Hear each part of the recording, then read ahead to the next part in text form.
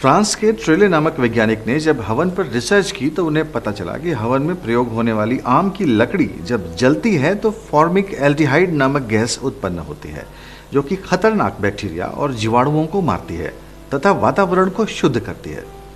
इस रिसर्च के बाद ही वैज्ञानिकों को इस गैस और इसे बनाने के तरीके का पता चला। गुड़ को जलाने पर भी यही गैस उत्पन्न होती है।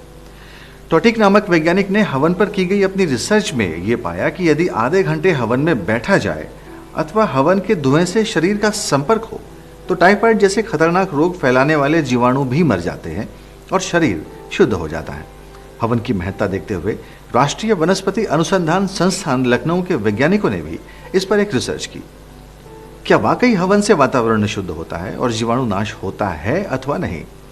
उन्होंने ग्रंथों में वर्णित हवन सामग्री जुटाई और जलाने पर पाया कि ये विषाणु नाश करती है। फिर उन्होंने विभिन्न प्रकार के धुएं पर भी काम किया और देखा कि सिर्फ आम की लकड़ी 1 किलो जलाने से हवा में मौजूद विषाणु बहुत कम नहीं हुए, पर जैसे ही उसके ऊपर आधा किलो हवन सामग्री डालकर जलाई गई तो 1 घंटे के भीतर ही कक्ष में मौजूद बैक्टीरिया का स्तर 94% कम हो गया। यही नहीं, उन्होंने आगे भी कक्ष की हवा में मौजूद जीवाणुओं का परीक्षण किया और पाया कि कक्ष के दरवाजे खोले जाने और सारा धुआं बाहर निकल जाने के 24 घंटे बाद भी जीवाणुओं का स्तर सामान्य से 96% कम था। बार बार परीक्षण करने पर ज्ञात हुआ कि इस एक बार के धुएं का असर लगभग 1 माह तक रहा और उस कक्ष की वायु में विषाणु स्तर 30 दिन बाद भी सामान्य से बहुत कम था।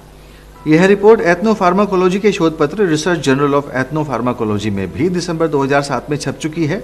रिपोर्ट में लिखा गया है कि हवन के द्वारा न सिर्फ मनुष्य को नुकसान पहुंचाने वाले बैक्टीरिया का भी नाश होता है, बल्कि वनस्पतियों एवं फसलों को नुकसान पहुंचाने वाले बैक्टीरिया का भी नाश होता है, जिससे फसलों में रासायनिक खाद का प्रयोग कम हो सकता है।